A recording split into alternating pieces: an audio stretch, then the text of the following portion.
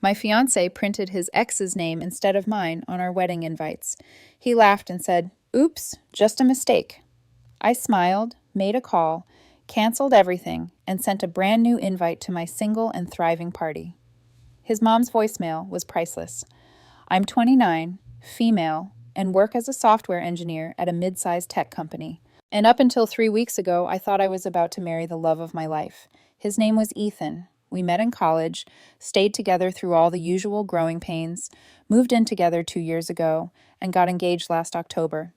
It wasn't a flashy proposal, just us on a hiking trail. He loved the sunrise coming up over the mountains and me on one knee with my grandmother's ring. He cried. I cried. It felt perfect. The wedding was set for June 14th. We'd been planning for months. Venue booked, caterer locked in, guest list finalized. Ethan wanted something elegant, but not stuffy. Around 150 people, mostly family and close friends. I was fine with whatever made him happy.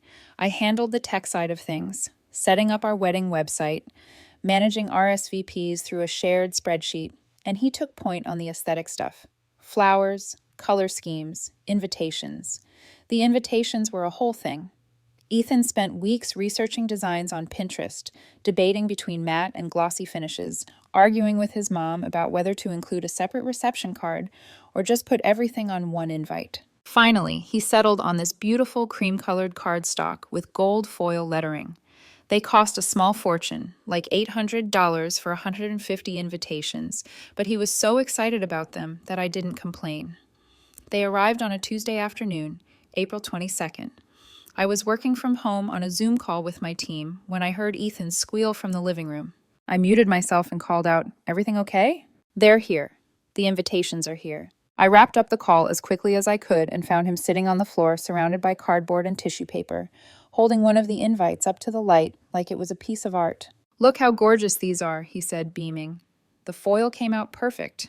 I sat down next to him and picked one up. The design was beautiful, exactly what he'd wanted. Elegant script, our names at the top, details below, except something was wrong. The top line read, "Ethan Michael Reed and Danielle Grace Chen request the pleasure of your company." Danielle Grace Chen, not Sarah Jane Morrison. Me, Sarah. Danielle was his ex-girlfriend from college. They dated for 2 years before he met me. Broke up badly. Hadn't spoken in over 3 years as far as I knew. I read it 3 times to make sure I wasn't hallucinating. "Ethan," I said slowly, "why does this say Danielle?" He looked at me, then at the invitation in my hand. For a split second, and I swear this is what got me, I saw something flicker across his face. Not shock, not horror, just calculation, like he was deciding how to play this. Then he laughed. Not a nervous laugh, not an "oh my God, I can't believe this happened" laugh. A genuine, almost dismissive laugh. "Oh my God," he said, covering his mouth. "Oops, that's so embarrassing. Just a mistake, babe." "Just a mistake." I stared at him. "How does this happen? You proofed these, right? The company sends you a sample before they print the whole batch." I know," he said, waving his hand like it was no big deal. "I must have been distracted when I checked it. I've been so busy with work and the venue changes and everything. It's just a typo." "It's not a typo, Ethan. A typo is misspelling a word. This is your ex-girlfriend's entire name." He rolled his eyes. Actually rolled his eyes at me. "Sarah, don't be dramatic. It's a mistake. We'll just order new ones." Another 800s. "I don't know. Maybe they'll give us a discount since they printed the wrong name." "They didn't print the wrong name," I said quietly. "You approved the wrong name." That's when his tone shifted. He stood up, brushed off his jeans, and crossed his arms. "Why are you making such a big deal about this? Accidents happen." I said I was sorry. "You didn't actually say you were sorry." "Well, I am sorry. There, can we move on now?" I looked down at the pile of invitations on the floor. 150 of them, all announcing Ethan's wedding to Danielle instead of me. And he was treating it like I'd found a typo on a grocery receipt. I stood up, grabbed my phone and keys, and headed for the door. "Where are you going?" he called after me. "Out. I need to think." "Sarah, come on, don't be like this." I closed the door behind me before he could finish. I drove around for an hour just processing. The more I thought about it, the less sense it made. Ethan wasn't careless. He was obsessive about details. The kind of person who color-coded his closet and alphabetized his spice rack. There was no way he accidentally put his ex's name on our wedding invitations and didn't notice until they arrived. I ended up at my best friend Maya's apartment. She took one look at my face and handed me a beer. What happened? I told her everything. She listened without interrupting, which is one of the reasons Maya's been my best friend since high school. When I finished, she was quiet for a moment. Sarah, she said finally, that's not a mistake. That's what I'm thinking. What are you going to do? I don't know yet, but something's wrong. This doesn't just happen. Maya leaned back on her couch. You want my opinion? Check his phone. I'm not doing that. I'm not saying snoop for no reason, she said, but if you're about to marry this guy and something feels off, you have a right to know what you're walking into. I went home around 10 o'clock p.m. Ethan was in bed scrolling through his phone. He looked up when I walked in. Are you done being mad? He asked, like I was a child who'd thrown a tantrum. I'm not mad, I said. I'm confused. This doesn't make sense, Ethan. He sighed heavily. Sarah, I told you it was a mistake. What else do you want me to say? I want you to explain how it happened. I already did. I was distracted. I didn't proofread carefully enough, and I missed it. That's all. Show me the proof email from the invitation company. His eyes narrowed. What? The email where they sent you the sample to approve. Show me. Why would I still have that? I delete old emails all the time. It was 3 weeks ago. Ethan, just show me. He stared at me for a long moment, then put his phone face down on the nightstand. I'm not showing you my emails because you're being paranoid and controlling. Controlling? Yes. You're acting like I did this on purpose, which is insane.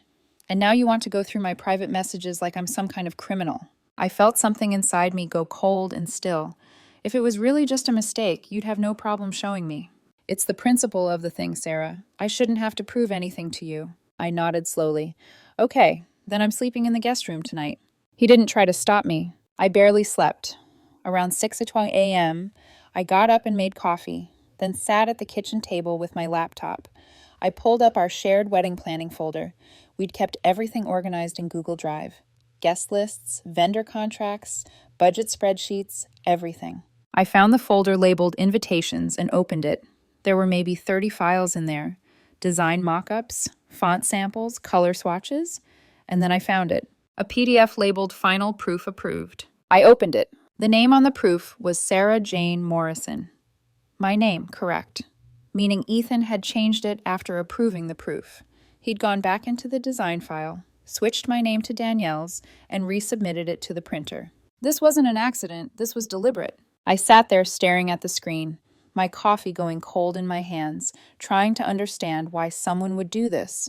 What was the endgame? Was he still in love with Danielle? Was this some kind of sick test? Was he sabotaging the wedding on purpose? Ethan came out around 7:30, already dressed for work.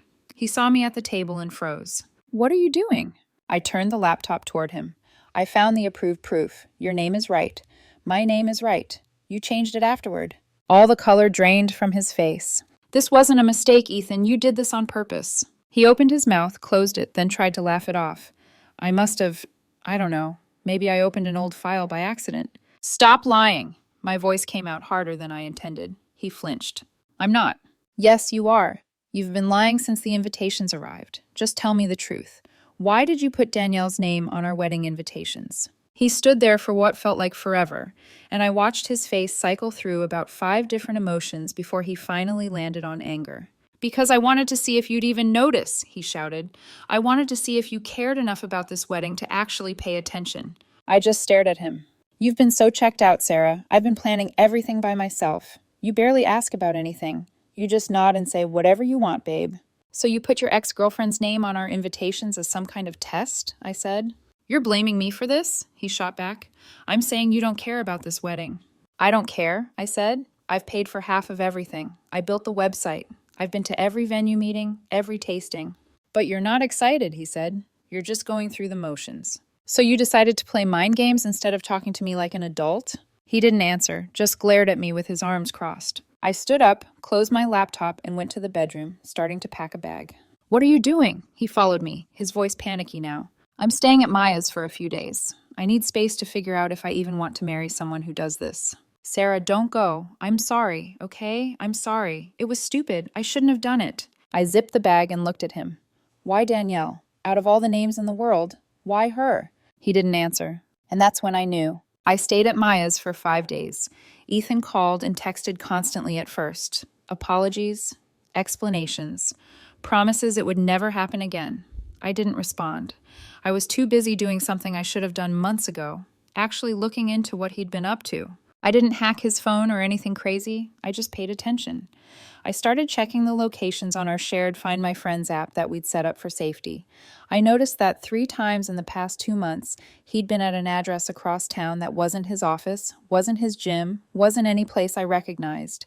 I Googled the address. It was a condo building. I called Ethan's best friend, Ryan. We'd always gotten along well, and I had a feeling he might know something. Ryan, I need you to be honest with me. Is Ethan seeing Danielle again? Long silence. Ryan. Sarah, I can't. Please. He sighed. They've been talking. I don't know how much or about what. He told me they reconnected on Instagram a few months ago and were just being friendly. My chest felt tight. Has he seen her in person? Another pause. I think so. Maybe twice. He said it was just coffee. Closure stuff. Nothing romantic. Did he tell you about the invitations? What about them? He put her name on them instead of mine. He did what? Ryan said. Oh my God, Sarah. No, I didn't know about that. We talked for a few more minutes. Ryan seemed genuinely shocked and apologetic. Before we hung up, he said, For what it's worth, I think you deserve better than this. I called my mom that night and told her everything. She was quiet for a long time, then said, Honey, I love you and I want you to be happy. But if you're having doubts like this before you're even married, imagine what it'll be like after. That's when I made the decision. I came back to the apartment on day 6.